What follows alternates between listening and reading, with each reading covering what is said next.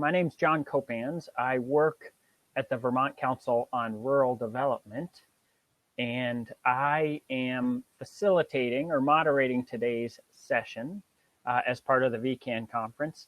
I am part of the crew that plans this event every year, and really want to appreciate folks for joining us. You know, it's a different year. 2020 is a very different year in all shapes and forms, and so obviously our VECAN conference is pretty different this year, and our work in communities is very different this year, and that's really part of what we want to talk about and focus on today. You know, in my work at VCRD, I run a program called the Climate Catalyst Program, and we sort of gather, and in fact, we've got at least one member of that group as part of our crew today.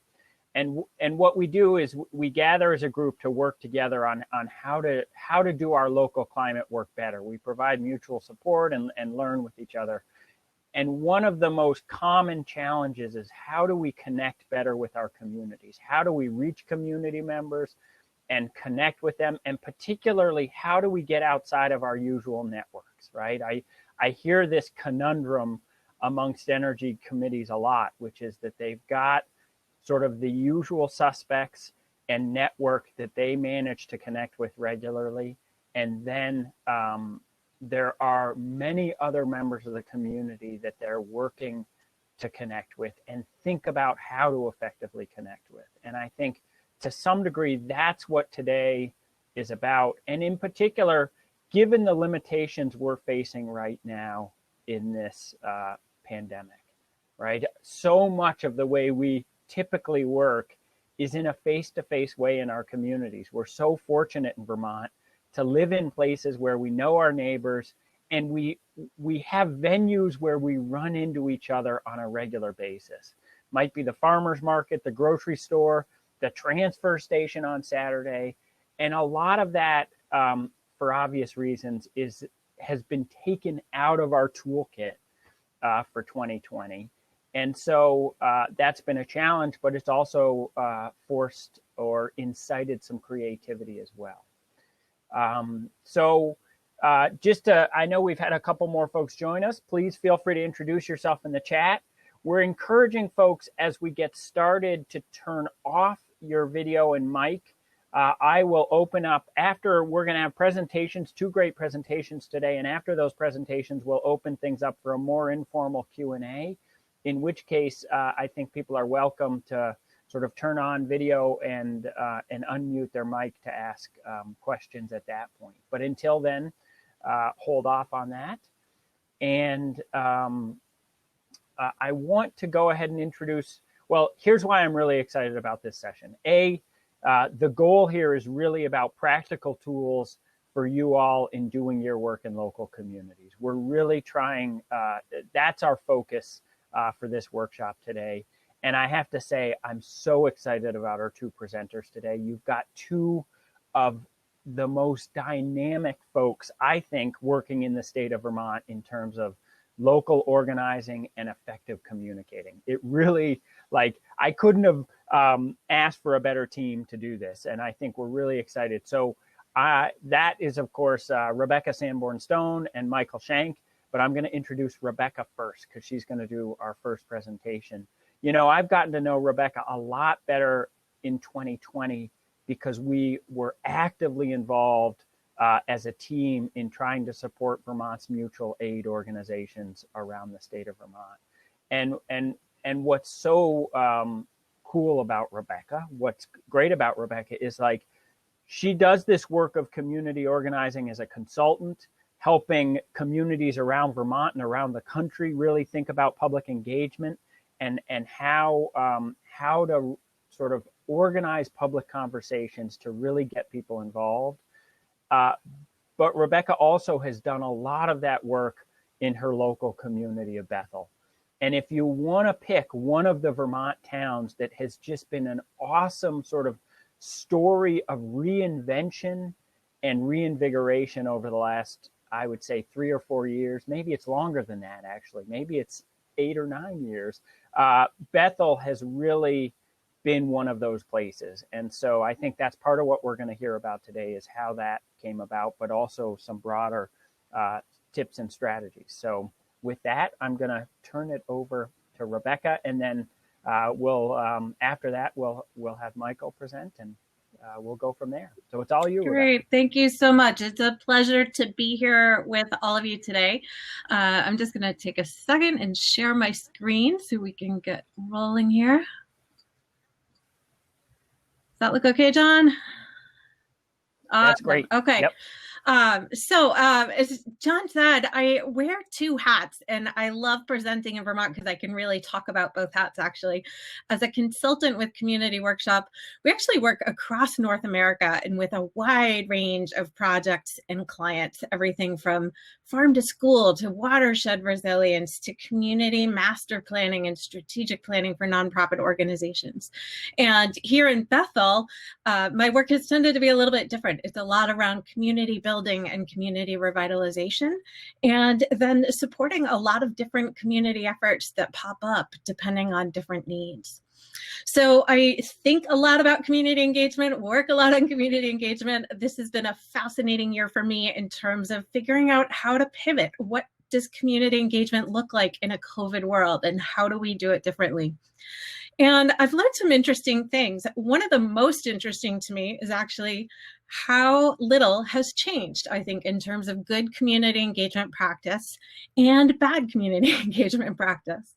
I've noticed over the years that no matter what kind of project we're doing or program we're doing, communities tend to have the same challenges when it comes to community engagement, getting people interested and involved, reaching them, recruiting volunteers, etc. Whether you're working in food systems or youth engagement or planning, communities all tend to fail in the same ways. And I also find that the same best practices tend to work across the board. And likewise, even though so much is different about our places and different now during COVID than it was before, I find that the things that made community engagement fail before COVID are still the things that are making community engagement fail today. And likewise, the things that worked before are pretty much the same things that work now, just more so or with a little bit of a different tweak. So I'm going to share a few examples of what doesn't work in community engagement that we've found, and then maybe how to think about some tips and practices that do work. And as John said, I've had the great pleasure and honor of working in Bethel for a number of years. So I'll also tell you a little bit about our story and how Bethel's work has evolved over the last really 9 to 10 years at this point, and what that really means for community engagement. So first of all, the failures. How do we fail? The number one thing that I find does not work for clients and communities, no matter what the issue is starting with the idea that you're going to engage the general public. And I almost always start presentations with this and ask people, how many of you actually want to engage the general public? And usually about every hand in the room goes up, because that's how we think. We want everybody to be on board with our causes and excited about our causes. But there are a few big problems with that. Number one, there is no general public. There's no single mass of people out there who all think the same and behave the same way and have the same interests. So if we truly want to engage people, we have to start thinking about them as individuals and as groups with different interests. And actually, when we think about engagement for causes like energy or climate work, we don't need to engage every single person in the community, and we certainly don't need to engage them in the same way. The second big failure I see is starting from the perspective of us, ourselves. This is really human nature. We tend to think about things with our own frames and lenses. We're so immersed in our causes and what we care about that it's really natural. But this is a big mistake nonprofits and community organizers tend to make, thinking so much about what we care about and what we want to see happen and what we feel like people need to do, that we stop thinking about other people. And of course, everybody out there in the community who you potentially want to engage is focused on their selves. So if you truly want people to pay attention or to take action or do something, we've got to flip that around and stop thinking about what we need and what would resonate with us personally, and instead start framing our outreach and engagement methods around what other people need. The last failure that I see a lot is mass marketing. So instead of getting really specific about what we want to see happen and who needs to be involved, we tend to blanket the communities with messages. So back to trying to engage everyone, just putting out messages saying, we need you to get involved, and trying to spread that to everyone out there. When instead, we need to let people know what we're looking for specifically. This is not just a blanket invitation to get involved somehow, but if you stop and think critically about what you're doing, there are really very specific actions that you're looking for, whether it's a mutual aid effort or a climate change initiative or anything else you're trying to organize. So what does success look like instead? We'll walk through a few tips. And the number one tip from my perspective is to start by getting really, really, really strategic about what it is that you're doing, who needs to do something, and why. There's a method I talk about and advise clients to use a lot called community-based social marketing. So when we think about traditional marketing, we're often thinking about companies that are trying to sell somebody something or put that message out there. You want somebody to do something for you. Community-based social marketing flips that around a little bit. So first, by getting strategic, what is that specific outcome that you want? Do you want somebody to buy an electric vehicle? Do you want somebody to vote yes or no on a policy decision? Do you want them to donate money? Do you want them to attend a meeting, etc.? And then who needs to act? Who are the specific people, specific groups in your community who need to do that action in order to achieve the outcome that you want? Here's where it gets really different than traditional marketing. What do those people need in order to take the action that you want them to take? What are the barriers standing in the way? What are the incentives that might help them take that action? And last, how can we help? This is the one that really flips it around. So instead of thinking of your job as getting the word out to as many people as possible, blanketing your community with messages, start thinking about how you can help the right people take the right action at the right time to get to the action that you need, or the outcome that you need, excuse me. This can look really different in practice. So when we're thinking about COVID time and typical work that an energy committee might be doing, we see a lot of committees and volunteer groups trying to host public informational meetings, let people know about a variety of different actions they can take. And you might be thinking about how you can do that during COVID, how you can get a whole bunch of people maybe onto Zoom, or how you can reach them in different ways to get this general information out. If you take the community-based social marketing approach, you might think about a pretty narrow action that you want to focus on. Maybe it's weatherization this time of year. And if you think about the fastest, most efficient way to get the most weatherization done in your community, it might mean that you're not actually trying to reach any new people at all. It could be that you're following up with people who've already attended a meeting or who've already expressed interest. It could be that 5 simple phone calls will get you to 5 projects much faster than producing slick marketing materials or finding a way to host a meeting. The engagement ladder is a technique that we talk about a lot in community engagement and outreach, and this is one way of honing in on who the right people in your community are. So for any particular issue, whether it's climate change or food systems or something like that, you can really categorize people in numerous ways. There are those who are unaware of the issue or maybe even opposed to it. You have people who are aware, who have some sense of what's going on, but maybe no particular interest.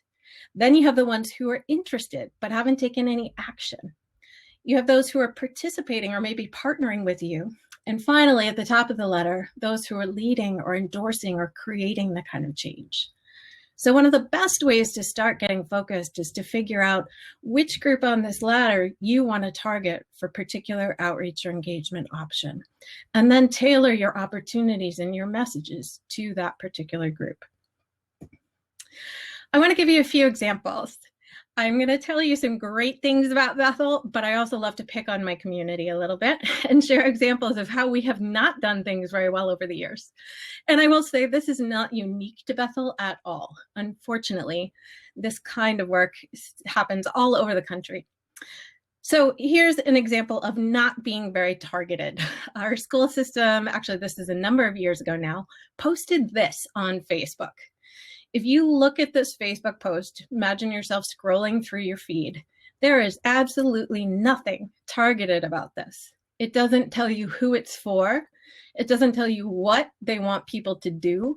It doesn't tell you why that would even matter to anybody. And it doesn't even tell what those folks should do to take action. There's one link to a Google Doc that's really unintelligible. If you're in the social media world or you're looking at social media, do not do this. Here's an example of what it can look like just with slight tweaks. So our SU put this post up a couple of years ago about a board meeting. So now we're a little bit targeted. Right up at the top, it tells us what town, what the meeting is, when it's happening, and makes clear that there's actually something here. Incidentally, having that image in document preview helps a lot as well. Let's see what it could look like if you do even a little bit better with targeting. So this one here says there's a budget vote and polling places and tells you where you can go, what you can do in this particular situation, more than just a board meeting. So this is a really cursory example. Here's another. I do a lot of work with farm to school programs. And this is one where farm to school programs, school systems are constantly trying to reach people in the community. We know that food security and hunger are huge issues. And there's actually a tremendous amount of funding and free food for students coming out of school districts all across Vermont. Here's an example of how not to publicize free meals for kids. This is an example of doing it from your own perspective, that me approach. Here you have an organization that has news to announce. They have summer food service programs planned, and they've put out a pretty typical press release. But nothing about what you see here speaks to people in the community. Nothing tells them how to engage. Nothing about that headline says your kids can eat for free this summer, and it's really easy to get it. So here's a much better way to do it. This comes from Green Mountain Farm to School. And they walked through that process in their minds, I would say, and thought about who needs to be engaged. It's parents, it's kids, but more than that, it's the ones who need food in the summers and who can't get it normally. And then they thought about where those people are and what the barriers might be to actually getting that free food. So one might be perception. There are a lot of perceptions about what school food is. People of my generation probably had a very different experience than kids today in Vermont. Today, it's really amazing food. So by putting it in a cool, hip-looking food truck, they send a very different message and can really engage people. And by taking that food truck around to playgrounds, to parks, to summer camps, places where kids are already hanging out, they can reach the ones who don't have transportation problems. So Green Mountain Farm to School could have spent a whole lot of money on marketing materials and trying to get that message out. But if they're actually trying to solve the problem and reduce the barriers for the people who need to take action, putting together a food truck is probably the most efficient way to do that. Here's another one. Top tip is to offer options for people. So no matter how good of a job you do at developing one engagement strategy, like that lunchbox food truck, it's not going to work for everybody that you need to reach. So one of the best strategies is to spread your effort around a little bit. Think about those different groups and stakeholders you need to reach and find different ways that you can engage them. I want to talk a little bit about channels, which I think was publicized in this session and something on people's minds during COVID when some of our traditional channels don't feel as accessible. So a lot of the same channels we're used to still work. There is still word of mouth, even though we're not seeing each other in person. It might just look a little bit different. You might be asking people to give their friends or neighbors a call or send them a text instead of just running into them on the street corner. We still have websites, we still have newspapers, we still have signs. People are still out and about. And so signs posted in your rights of way, in your downtown can be a pretty important way of spreading the word. We have a lot of creative channels too, and this is one that I always recommend communities look into. We're pretty used to seeing news and messages in the same old places. And so if you want to break through that clutter, it can really help to find some places where people are not expecting to hear from you or not flooded with a whole bunch of other messages. Some of our favorites at Community Workshop involve food, because food is always great for engagement. You might not be able to throw a pizza party or a potluck dinner right now, but you could tape a message onto pizza boxes if you partner with a pizza shop. You could do ice cream wrappers or something like that if you find businesses that are still open and still serving people. Water bills, power bills, town tax bills are a great opportunity. Town reports are a great opportunity. And this is actually your window right now in most towns to get something into your town report. Sidewalk messages, sidewalk chalk or stencils can be a great opportunity. And there are really places everywhere. I was really excited, actually. Little free libraries have popped up all over Vermont. And I found one near some of our favorite trails in the Randolph area, where people have been putting out a great deal of books about race and equity. And I have to think that's very intentional. Somebody using that as a place to help get the word out and help get people thinking about that. If you have little free libraries in your community, you could put out materials about energy and climate and encourage people to pick them up and take them with them. Let's talk digital channels for a moment as well, because of course, during COVID especially, this is one of the best ways that we can safely reach people. So on the top row are three that we're probably thinking about most of the time. In Vermont, in places with aging populations, there's still not much better than email. Pretty much everybody in your communities is going to have email, or I shouldn't say pretty much everyone, but most people. Front Porch Forum is another great one if that's something that your community uses. Other communities might have a listserv or a town-maintained email list. But if you have a lot of people subscribe to those, you really can't beat it for getting messages out. Zoom is also a great one. I hear a lot of people saying we can't have meetings, we can't have gatherings these days, but you really can. There's certainly people who are not skilled on Zoom yet and not comfortable with it, but so many people are. And it's possible to make those really fun and engaging events. Pretty much anything that you could do in person, you can find a way to do on Zoom. Social media is, of course, worth considering again, but get really strategic about this, like with the other channels. So I used to recommend to most of my clients to look at kind of the big three of social media channels that most of our Vermont communities would be on, or communities across North America.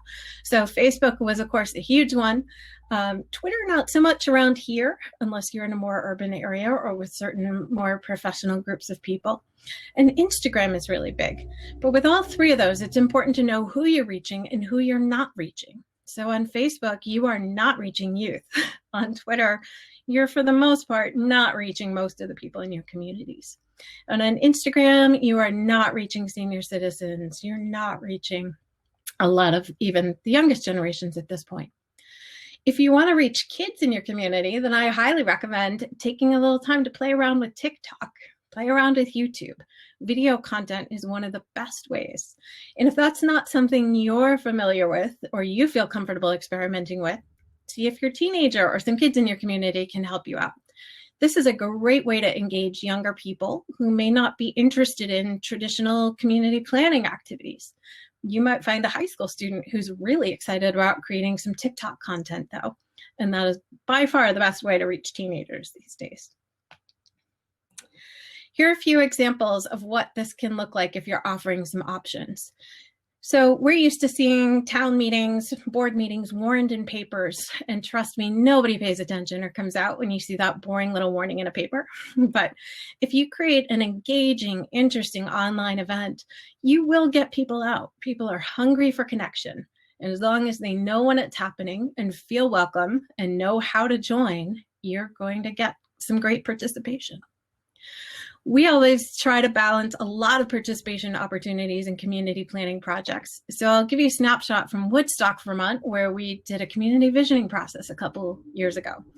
We try to create in-depth opportunities to participate, like meetings, and also quick opportunities, like filling out a postcard on the store counter while you're waiting in line for coffee, or picking one up at the town office.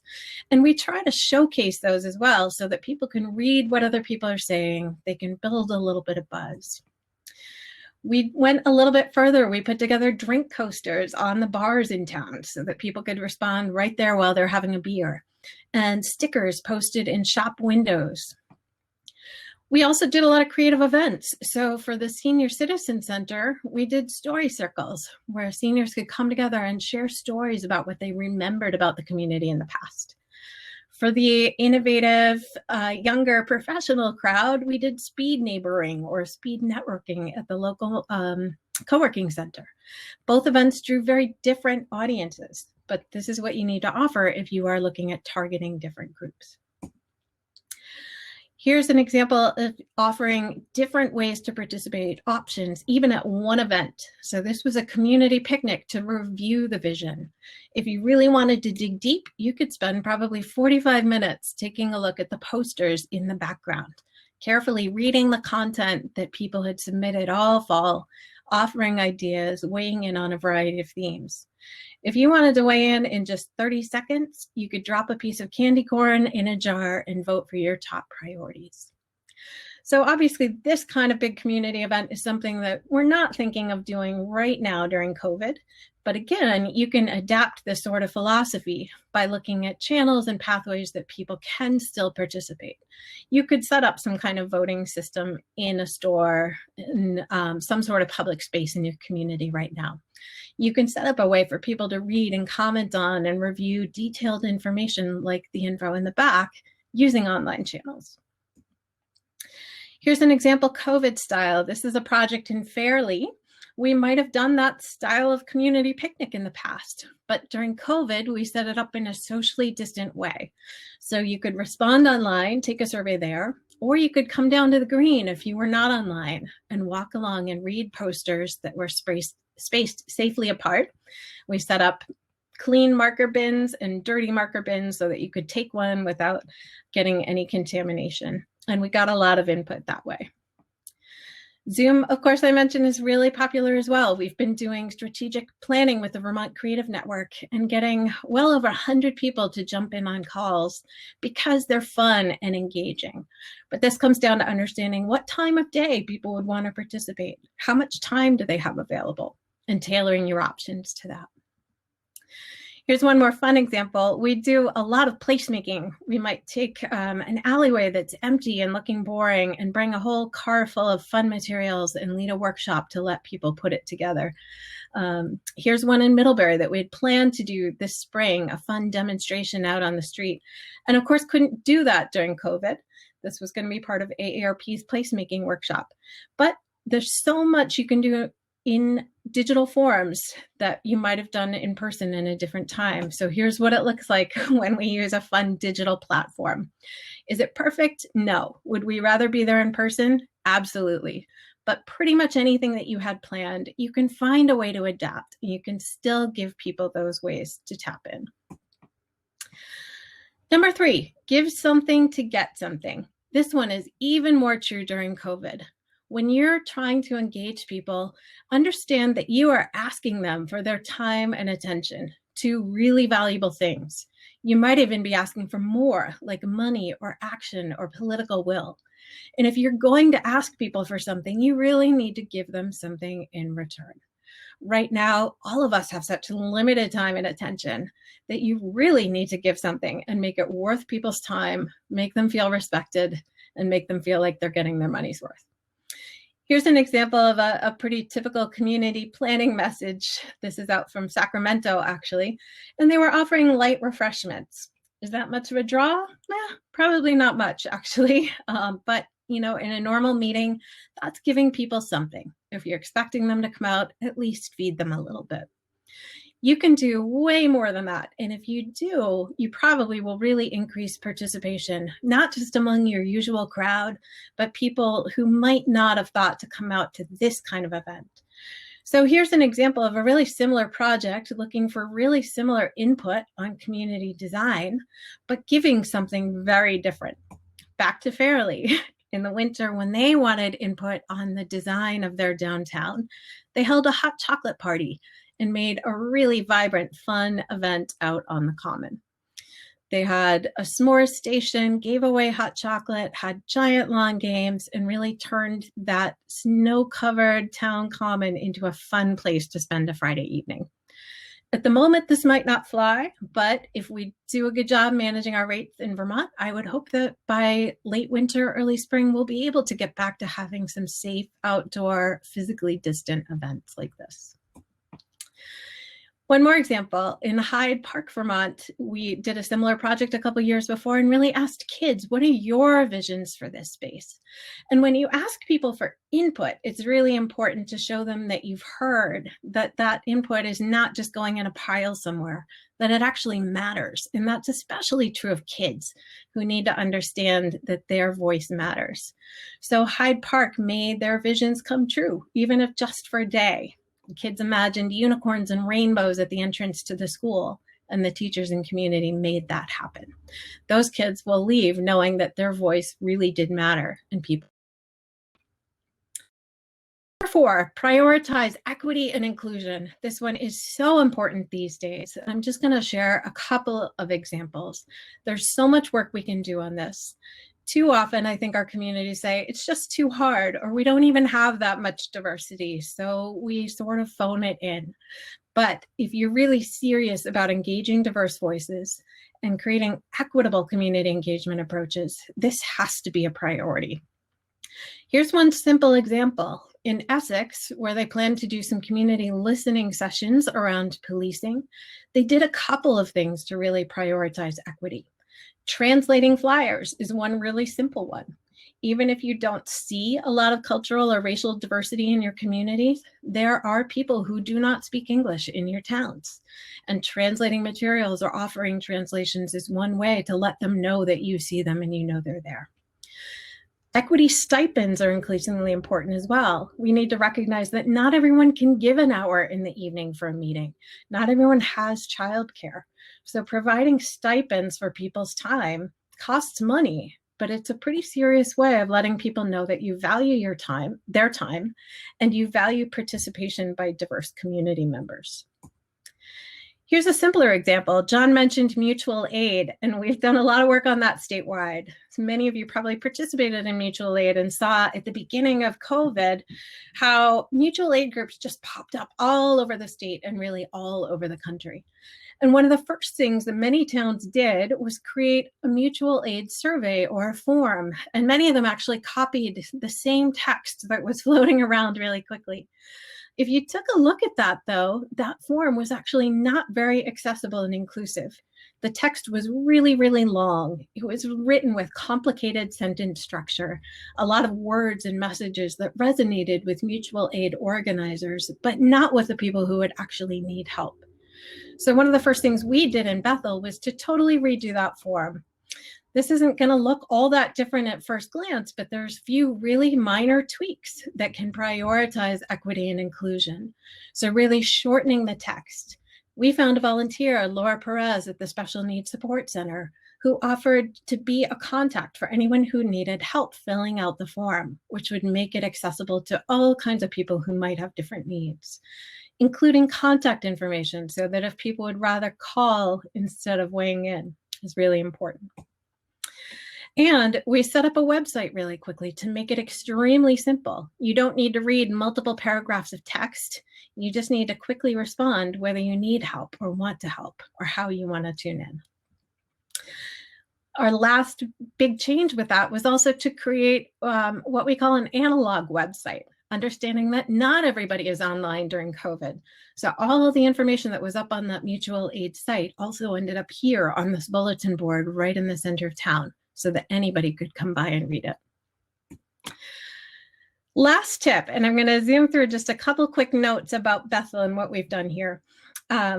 no matter what you're planning to do, how you want to engage people, what actions you want, I think you really can't go wrong focusing on building what I call civic infrastructure. So here's Bethel, right in the center of Vermont. Many of you probably know we were devastated by Tropical Storm Irene a while back. And the physical damage was not really all that different than the communities around us. But the reason it was so bad here is that we lacked civic infrastructure. We did not have trust in communication and relationships between a lot of different community groups. We didn't have gathering places. We didn't have the strong community fabric that many other towns did that allowed them to respond differently.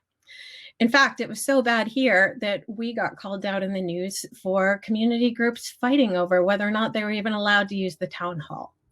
Pretty low point for Bethel. So in the years since then, I think we've really focused on doing a few things. Around Vermont, towns are really focusing on building strong infrastructure that can withstand flooding and more storms like Irene. Luckily, we're focusing on building green infrastructure and understanding how important our natural systems are.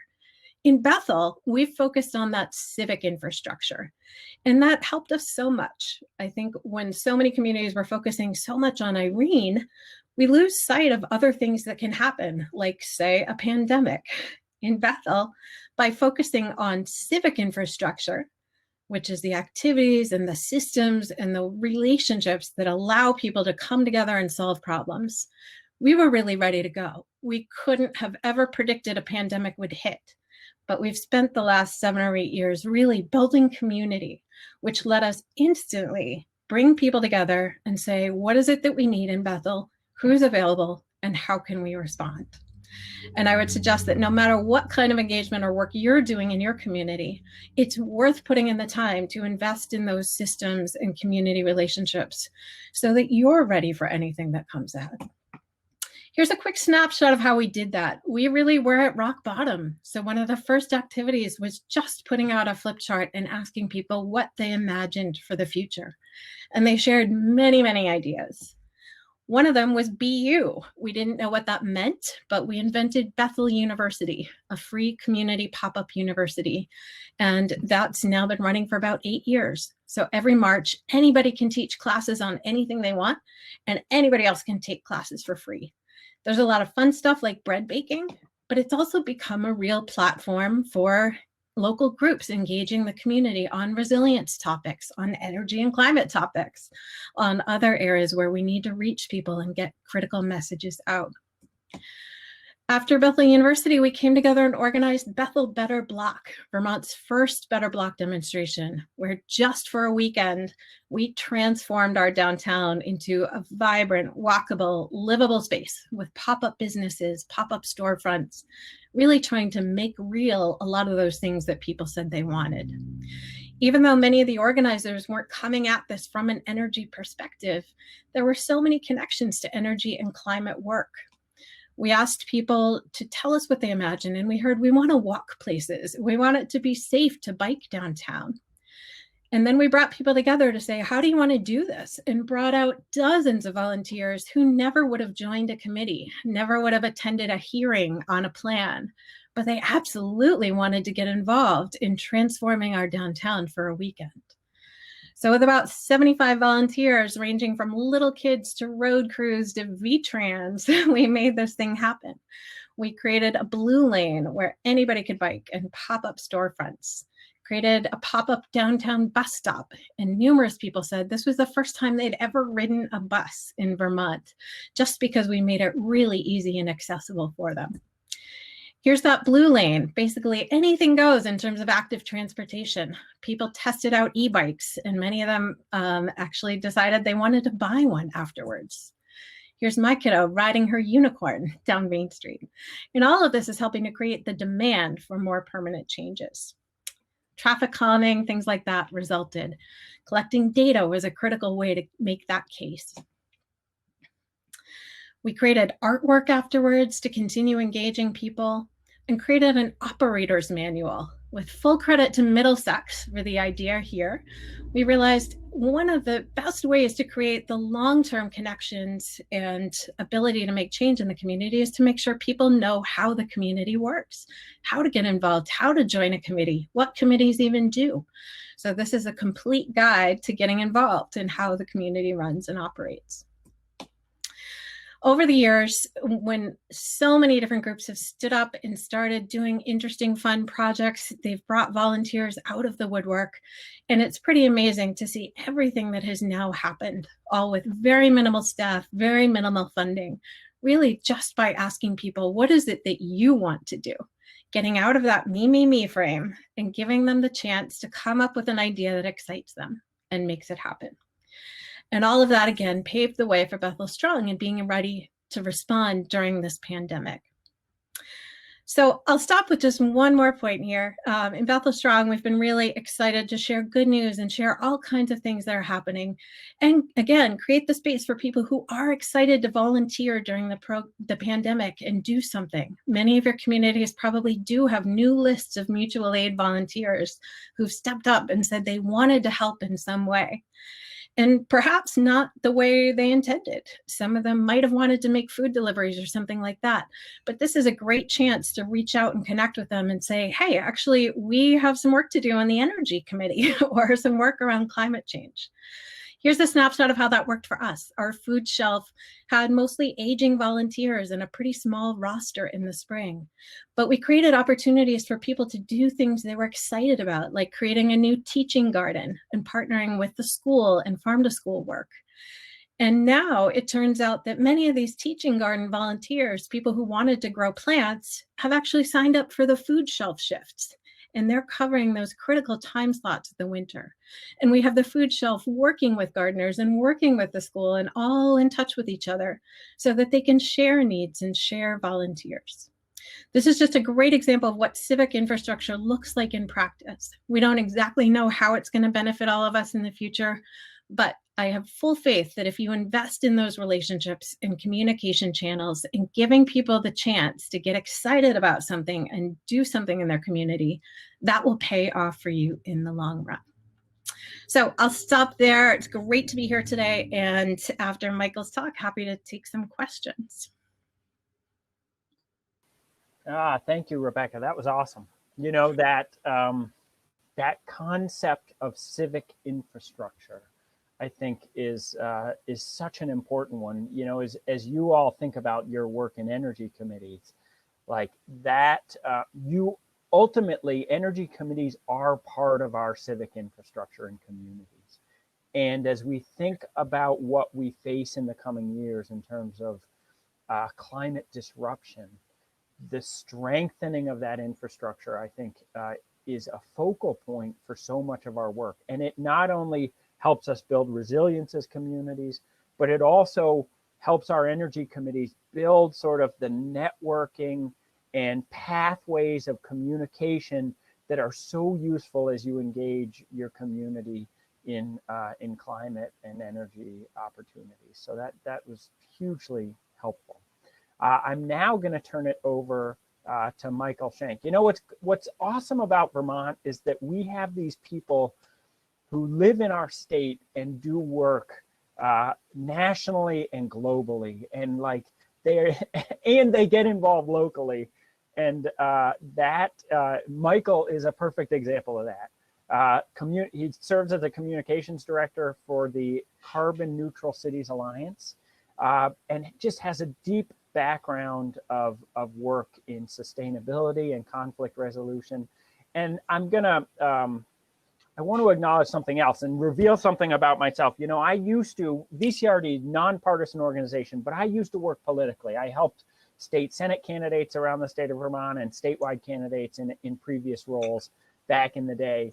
And I observed from afar Michael, who ran a race for state Senate down in Rutland County. And I have to say, like, the way that you sort of communicated and connected and built in like community service into your campaign was, I've literally never seen anything like it. And it to me, it's like that example of how do you take this skill set and apply it locally. So it was really just totally awesome to watch. So with that, John. Michael, take it away.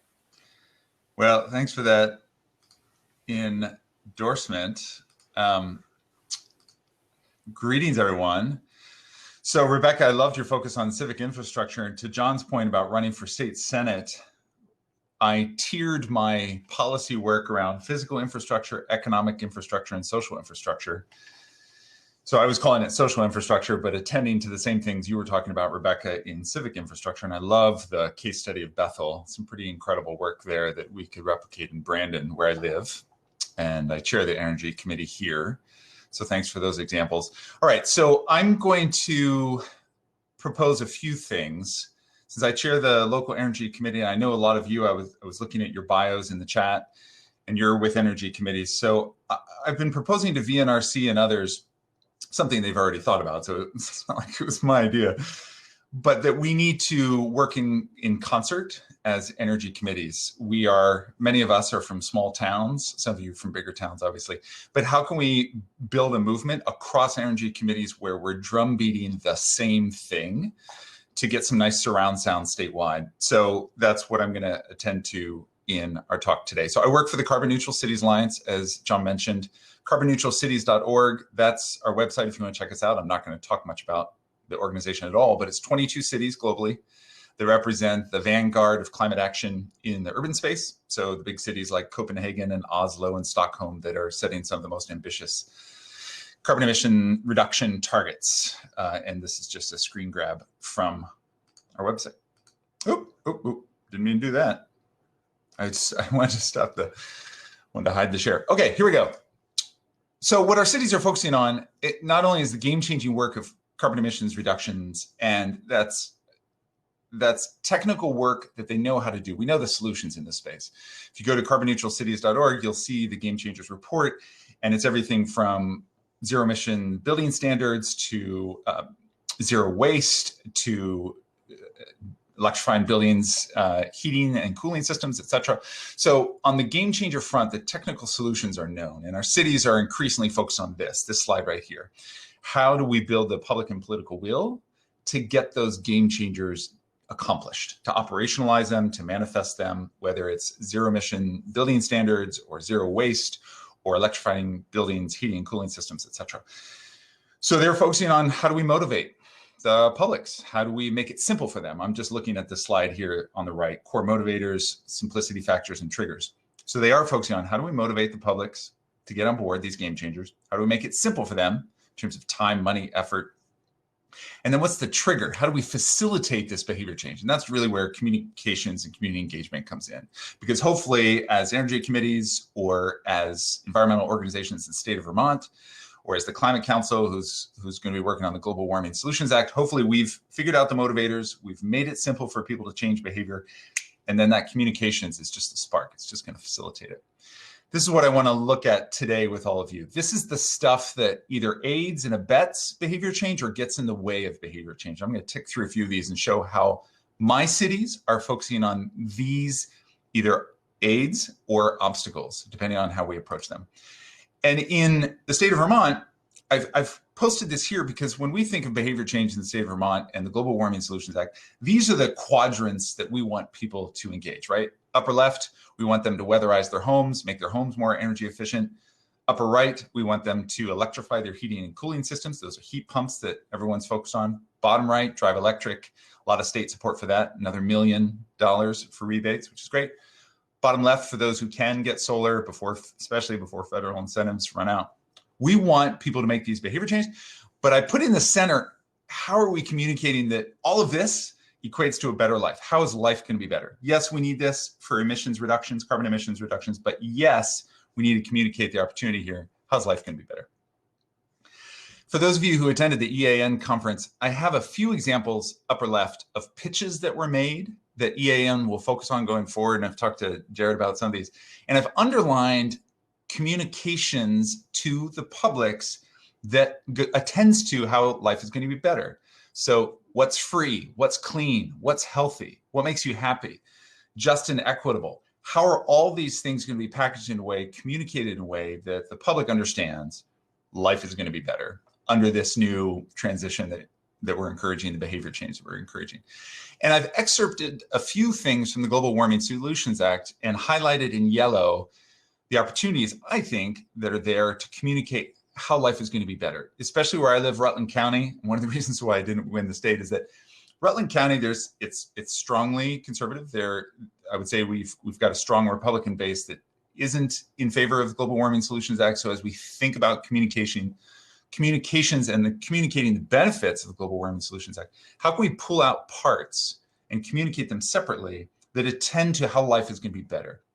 And I think, just highlighting the yellow here, these are the parts that we can communicate in ways that showcase to the communities that we're working with how life is going to be better. And what I'd love for the energy committees to do, maybe under the VECAN or VNRC's auspices, to drive us in this direction, to build messaging that we can all use, pulling out parts of the Global Warming Solutions Act. We don't even have to say that they're part of the Global Warming Solutions Act, because where I live, there's a lot of stigma around that act. Maybe not where you live and the communities that you're working for, but how do we pull out parts that really attend to how life is going to be better? So I'm going to tick through all these behavior change aids or obstacles. In the environmental space and even in the Global Warming Solutions Act, there's a lot of work to be done, and that can be overwhelming for some. So how do we pick one thing? This is one of my members, New York City, that built a website specifically around bringing reusables, no longer single-use plastics, and they built a website just on this one action, so that you wouldn't experience choice overload when you're thinking about all the environmental things you have to do. Drive Electric Vermont does a great example of this, where they're single focused. And so in our work as energy committees, what is our ask of the public? And are we careful about not overwhelming our publics with, here are all the things you need to do in the Global Warming Solutions Act? But maybe in 2021, we as a team of committees across the state pick one action and really delve deep on this and drive this home. Cognitive depletion, Rebecca already attended to this. People working a couple jobs, long days, COVID is stressful, tasking our mental health. How do we attend to feeding the hearts and minds in a really supportive way? And Rebecca illuminated some opportunities there.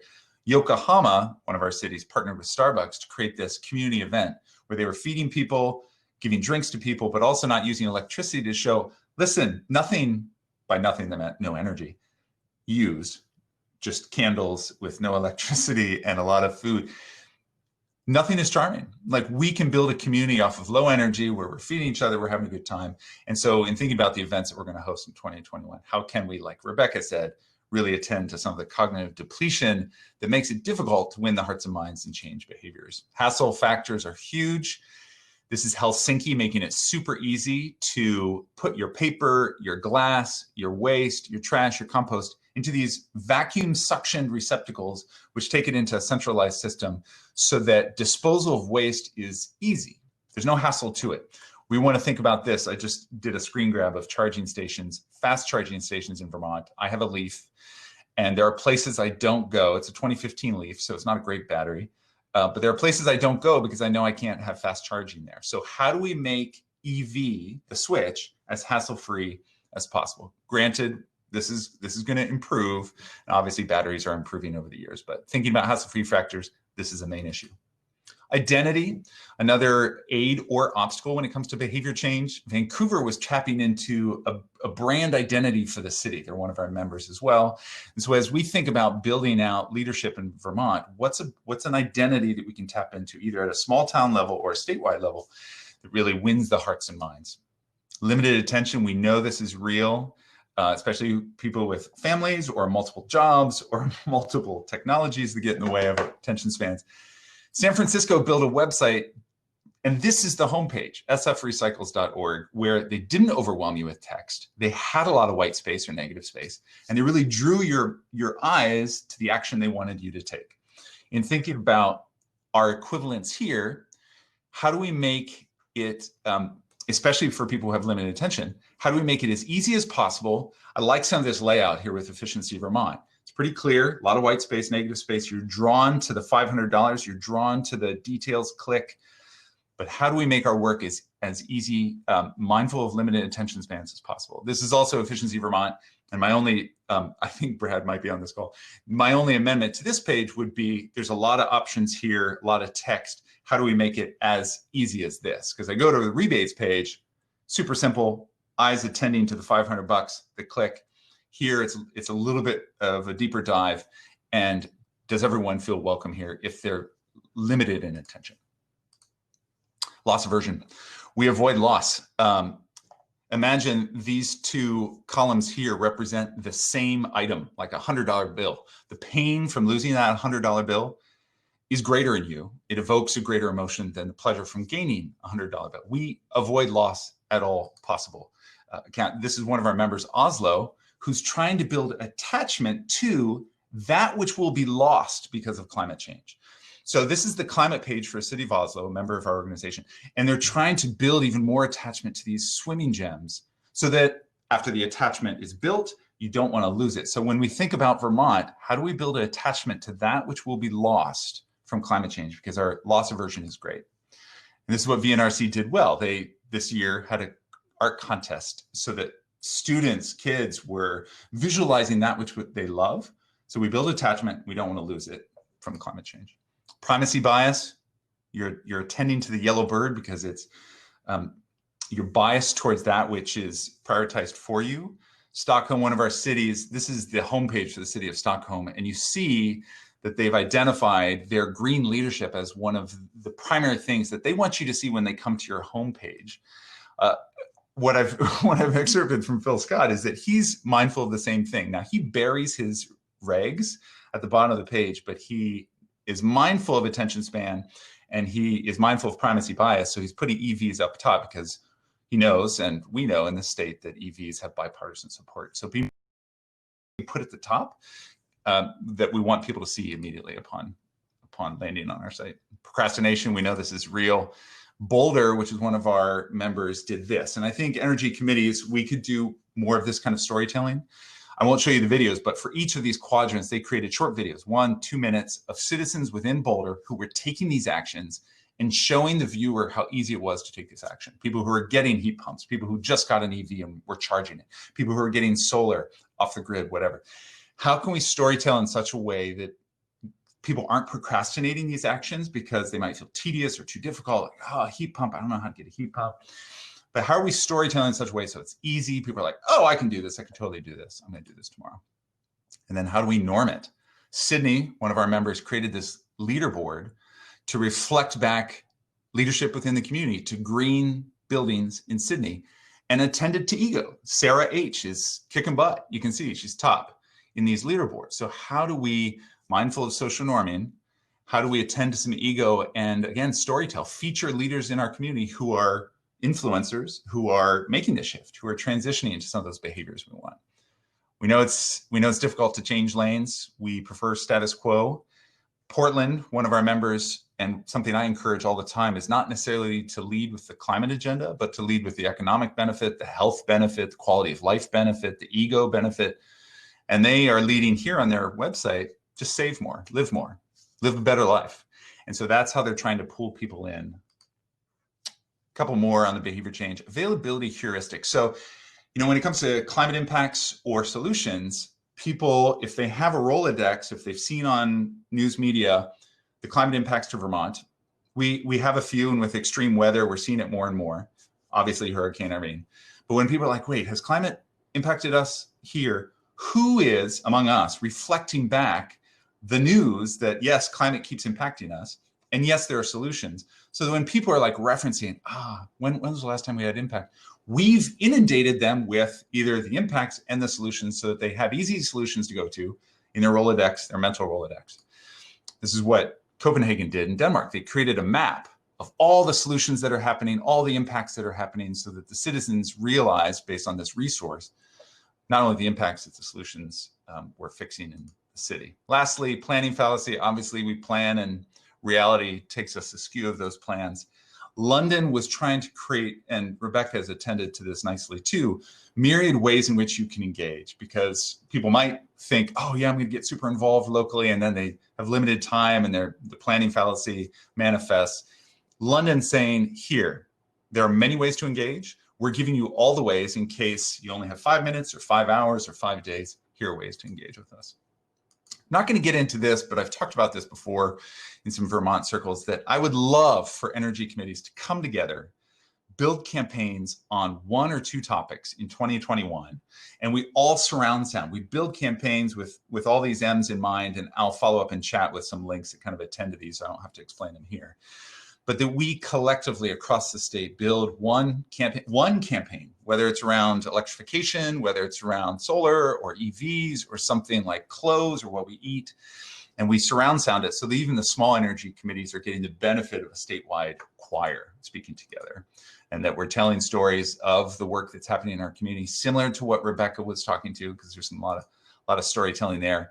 And that we are using creative, imaginative, emotional ways to storytell. We tend to stay up in the logos area, which is a lot of facts, like Global Warming Solutions Act, a lot of facts. We got to reduce by these numbers, by these years, and that just doesn't win the hearts and minds like emotional storytelling does. So I'd love to see us come together and do some of that. I'm going to stop sharing my screen now so we can come back and get into, oops, sorry for the window within the window. All right, over to you, John.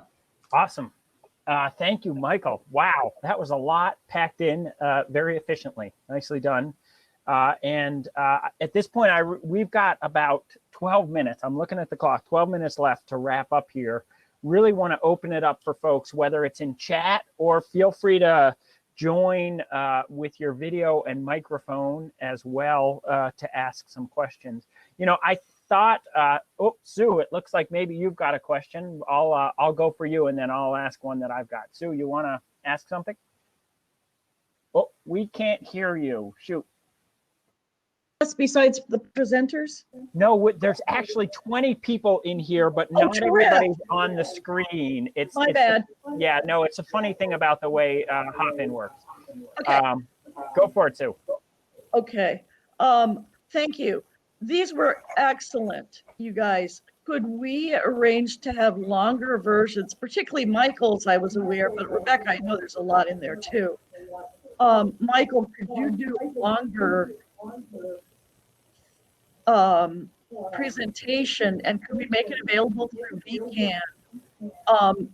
And I would be interested in, I'm hearing feedback, I would be interested in maybe working on some of that messaging that Michael just referenced, because I'm having trouble getting my energy motivated, but it would be fun if we could sort of blanket the area with messages. You know, just to share from the planning perspective, I think the intention is to follow up on the conference with some additional sort of deep dive workshops. And so I will definitely carry that back to the group, that maybe this merits a further, a deeper dive, let's say. So thank you. Yeah, thanks, Sue. I don't know, Michael or Rebecca, if you had anything more to add. Jeff, it looks like maybe you've got a question. Oh, we can't hear you. Sorry, guys. No, I wanted to thank them because I agree. I couldn't write fast enough. I'm glad we'll be able to get the slideshow, but a lot of great information. So if I think of a question, I'll definitely come up with it. You know, one follow-up that I had, Michael, you made this point very quickly at the end, but I see energy committees really grapple with the role of data. And I think I wanted to share an agreement with you, which is often we lead with data and numbers, and I'm not sure we get much traction with our communities with that. So I wonder if you just want to like articulate that a little bit further. I've done some other presentations on visualizing data. I have studied, and other people have studied TED Talks in terms of what makes for a successful TED Talk. And if you think about that slide where I had 3 quadrants, ethos, pathos, and logos. Logos is the facts and the data that we tend to lead with. Ethos is our attempt to establish credibility in our ability to speak to that data. And so oftentimes we'll say 97% of the scientific community say that, you know, we're headed towards this level of warming. We need to reduce it by 1.52 degrees before a certain date, and we've got to have emissions by 2030. We'll lead with that, thinking it will win the hearts and minds. And I've strongly encouraged both my cities to let go of that and just focus on behavior change with story. And if you look at TED Talks, what makes for a successful TED Talk of that pie chart is that 65% of a TED Talk is the pathos. It's the emotion, it's the creativity, it's the imagination, it's speaking personally. It's the pictures of Rebecca working in these discrete towns. It's that storytelling that makes up, or should make up, the majority of a TED Talk with, yes, a little bit of ethos and a little bit of logos. Yes, we need 25% facts to back it up. And yes, we need to be credible. We need to have the scientific community backing us up, and that can comprise maybe 10% of a TED Talk. But we tend to lead with facts. We tend to lead with our desire to establish credibility within the scientific community versus appealing to the hearts and minds. How is life going to be better? Here's my personal story. I'm going to tell it emotionally. I'm going to tell it personally. I'm going to have visuals. I'm not going to overwhelm you with data.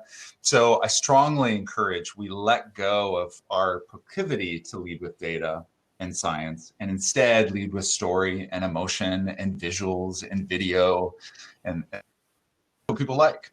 We just observe on social media. That's what people like. That's what they share. So we should mirror that. That's great. Thanks. Rebecca, you have anything to add on that point in terms of like how you engage community? Yeah, I think for me, everything comes back to that idea of understanding who you're trying to communicate with and what you want them to do and what motivates that particular group. There are people out there who love data. So if you're talking to that group of data nerds like me, then data is great by all means. But if you're talking to a group of people that will not be motivated by that, then you really want to think about it. So it all comes down to really understanding who you're talking about. I do feel like this is a place where community groups often fall down. We don't have big bucks to go do audience research and to do that kind of preparation that any Fortune 500 is doing before they develop their marketing campaign. But that doesn't mean you can't do it. And the easiest way to do it at the community level, I think, is number one, to go talk to people. So talk to your neighbors, talk to your family and friends, and ask them what would motivate them. Ask them what would make them think differently about something. If you're developing a marketing campaign or outreach materials, test them, take them out and show them to people and say, what would you do if you saw this? What confuses you? What action would you take? Would this cause you to take action? And do kind of that do-it-yourself, low-budget approach. Whatever you can possibly learn will help you shape better messages and engagement approaches. That's great. You know, one thing I think about, how are we? One of the things I hear from energy committees is about finding new members, recruiting members of their team. And I guess just a little pitch to everyone that I think we should always be in the state of recruitment. And that can be more sort of obvious to folks, or that can be in the background, but always give people a way to join the conversation. And sometimes that's to actually join and be a formal member. Sometimes it's more informally where they are like an advisor who we bounce things off of once in a while, as opposed to a formal member. I think, Howard, you're trying to chime in here with a question. Yeah, I do have a question. And I'd first like to thank both Rebecca and Michael. I think those were great presentations, really, and very helpful we've been trying to engage the community in Middlebury for a while now. So a lot of great ideas out of this. I was also intrigued by, Michael, by your idea of getting the energy committees, having more coordination across the energy committees.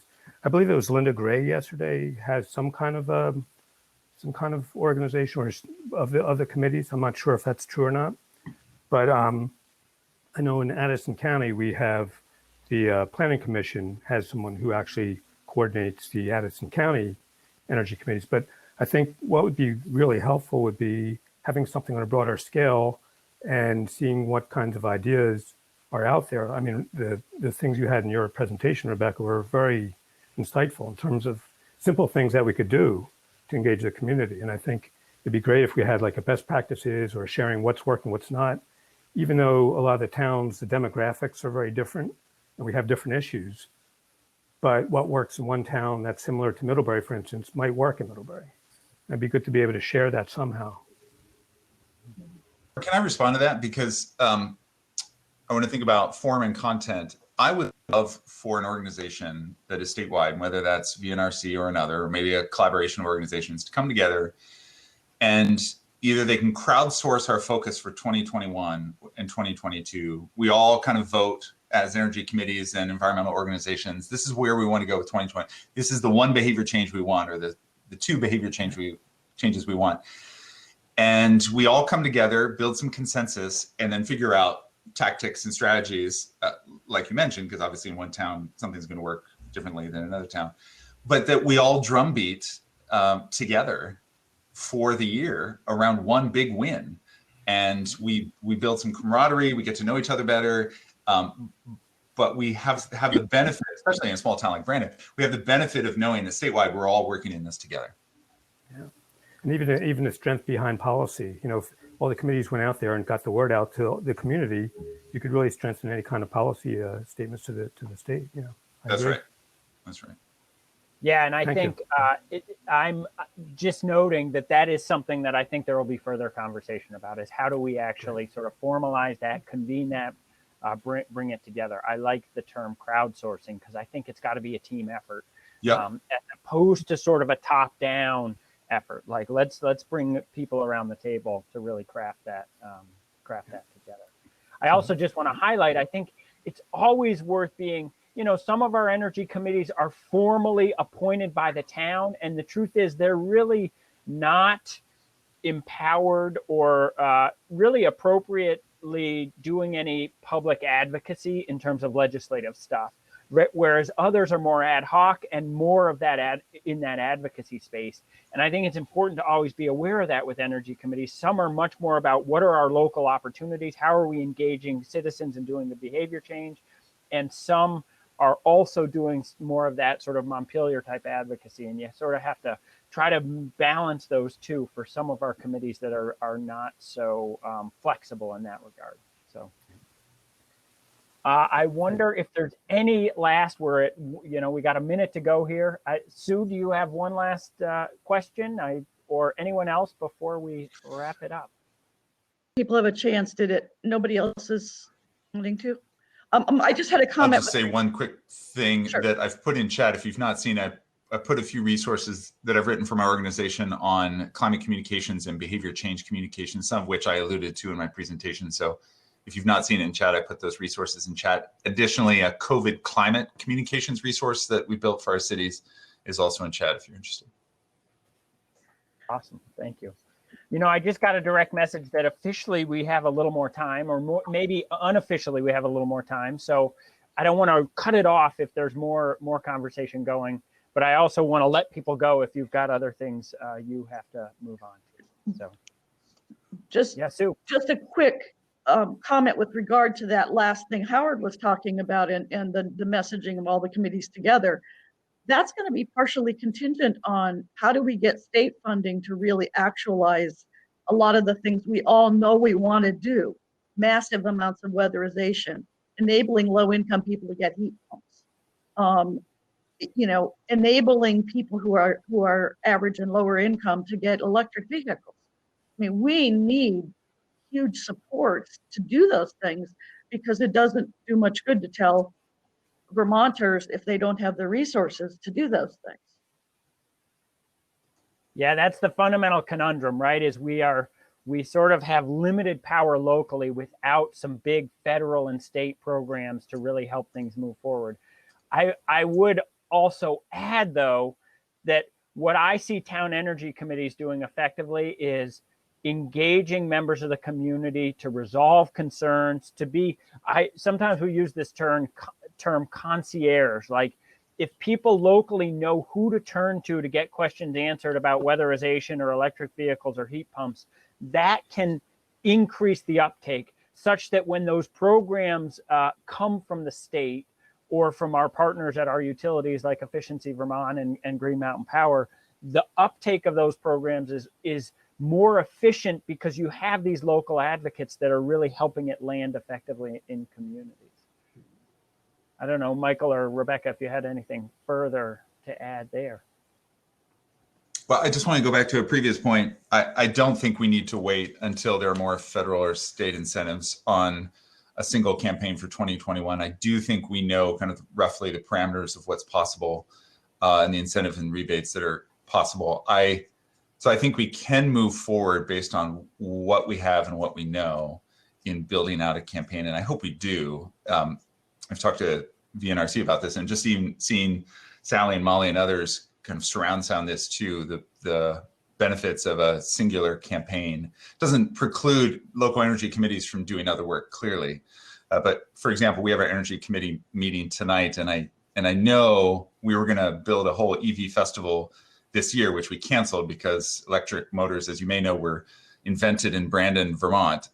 So just even my ability to tell my energy committee we're going to be a part of a statewide campaign with other energy committees, I know would boost their spirits, and they'd be super excited about that. So I do hope we, out of the gate in 2021, think about crowdsourcing some 1 or 2 campaigns that we could all work on and get it done. I'll just tag on to say, I think that's such a brilliant idea that Michael has. I don't work directly in the energy and climate space a whole lot for most of my projects, but I hear the same needs from many of the projects I do work on in resilience and watershed work, forest health. We are blessed with these wonderful little small towns across Vermont, but the downside is none of them have the capacity or resources to do all of this work the way that it needs to be done on their own. So I think the more you can team up in any form and in any way to work on that together, the better. This idea of a statewide campaign is such a gold standard. I think if you could develop a kit of materials and resources that any energy committee could then use, I think you could radically increase the capacity to do this work. But if that doesn't happen fast, or you want to go and start on this today, I would say call the energy committee in the town next door, or if they don't have one, call a friend in a town next door and say, are you interested in teaming up on something? We've been thinking about that a lot in our neck of the woods this year.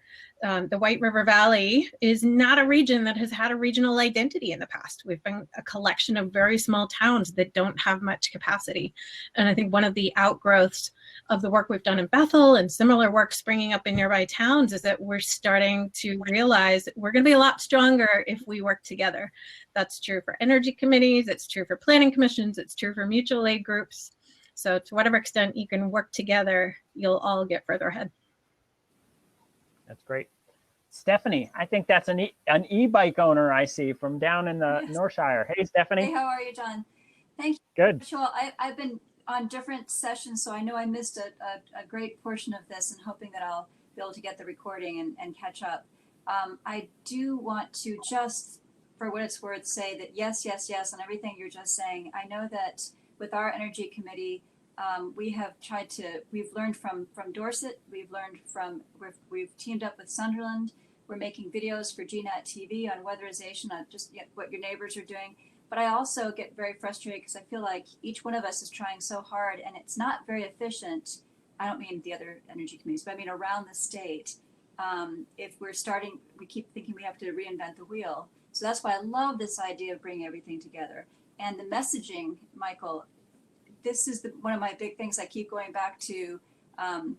Efficiency Vermont and other people are saying, can you give us a really clear, sexy one page? So when I'm at the farmer's market or something, somebody can come by with their phone and it has a QR code and they can click it, and that takes them to, very simple steps that leads them into places, so that it's not like, instead we have a table with how many handouts? I mean, I've got a flood of handouts and it's like, just forget it. Nobody has time for that.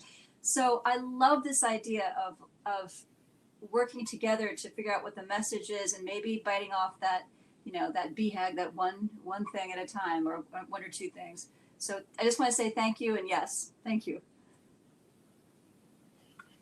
Yeah, and I think one of the challenges with climate change is there are so many different things, and we have such a sense of urgency that it feels like we need to do everything, and we need to do everything quickly. But like, as Michael and Rebecca have made such a good point about, like, the reality is people have limited attention, and we are much more effective if we focus and narrow, as opposed to throwing the buffet at people where they just they'll probably tune out because they get overwhelmed with it all. So I think that's a really strong point.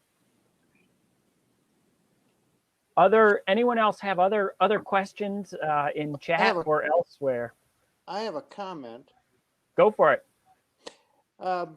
You know, I hear about, this is probably the third or fourth VECAN conference I've attended. I always end up feeling the same thing. And I agree with you. They have a short attention span. And if you think about transportation, we can toss out this idea, well, we'll all go electric. We'll do it gradually. We'll have incentives to buy electric. And I stop and think to myself, we drive too much, but we can't change that. We want a pickup truck. We can electrify it. That'll use more electricity than it needs to. The one behavior we can't change in the human, we can certainly incentivize them to drive an electric car, but we're not going to get them on a bicycle. I came back from a bicycle ride a little while ago. It was in the 20s. It's doable. It's doable by everyone. But me riding a bicycle doesn't change anyone's behavior. And if we don't change behavior, the reason we're all excited and want to do everything at once is we don't have time. And I've never heard anyone at the conference say, if we can't do amazing things in the next 10 years, look your grandchildren in the eye and say, we were rolling drunk on petroleum and we're sorry. That we left you what we did, but we couldn't help ourselves. So I am constantly reminded that in reality, we haven't thought of how are we going to tell people, you are in a crisis, your behavior will change or you'll lose the planet, but your behavior change will hurt. It'll hurt you a little bit or a lot, depending on your condition. If it doesn't, the change won't occur and the planet's going down the tube. David, I want to give Michael and Rebecca a chance to respond, but I just want to acknowledge like that this is the fundamental tension, and I feel it really strongly amongst our energy committees, is this, our sense of urgency and frankly a growing confidence of the crisis we're facing as a globe. And yet I think one of the challenges is, how do we connect with our fellow neighbors and community members who maybe do not have that same sense of urgency? And what is that point of connection that we can make with people? How do we get traction with them? And in my experience, and this is just a hard reality, is like the fear of global crisis is not always, I find, effective in building that bridge and making that connection. It's fundamentally true. We know it's true. It's why we do all our work. But is it a way for us to connect with some of those folks that we know we need to connect with as we participate in this transition? I want to give Michael and Rebecca a chance because I think they'll do better than I can on this. Well, Rebecca already attended to this idea of behavior change based on experience with the Bethel point. This day they had the better block, and so people could experience what life is like in Bethel with the streets shut down and people are hanging out in the streets and they're having a good time in the streets and they're able to use the streets for biking, etc. New York took advantage of some of the COVID shutdown to cordon off even more streets and turn them into parks. So again, we have to show how life is better. And if we want people driving less, we have to show them how life is better driving less. And whether that's through shared mobility, I see your comment, Hanif, over there. In Vermont, that's tough in terms of shutting down streets. But again, give people an opportunity to see how life is better driving an EV, having a heat pump, having solar, or experiencing some kind of community solar benefit.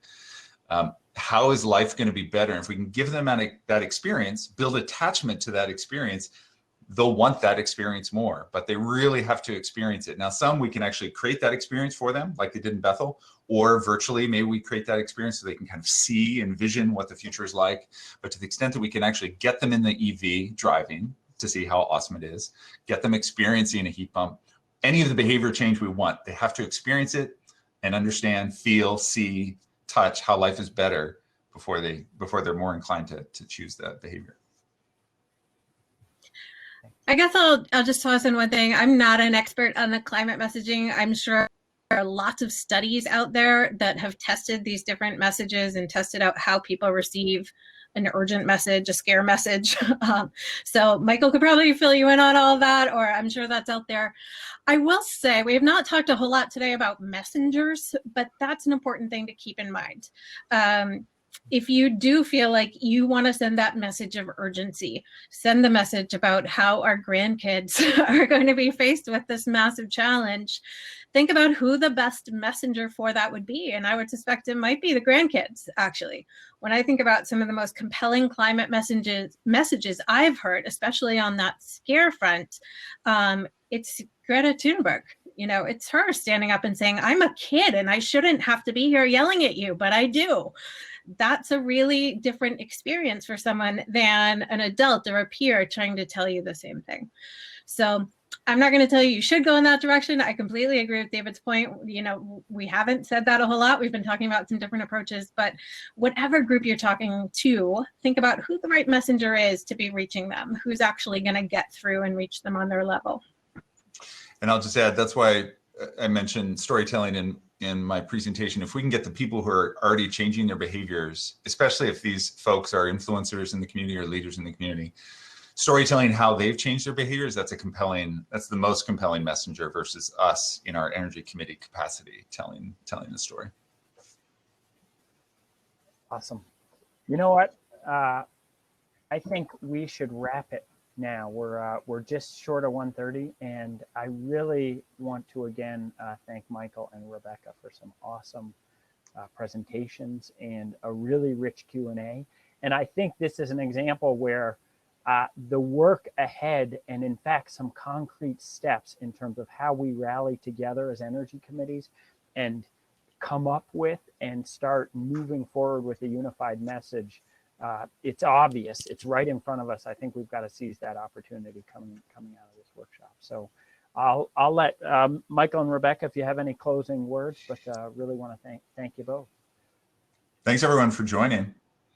Hope we can continue this conversation. And thanks, John, for moderating and hosting. Yeah, thanks so much as well. And to all of you for the incredible, important work that you're all doing in your communities. Exciting. And if you follow through with these ideas, I hope to hear what you're all doing on the ground.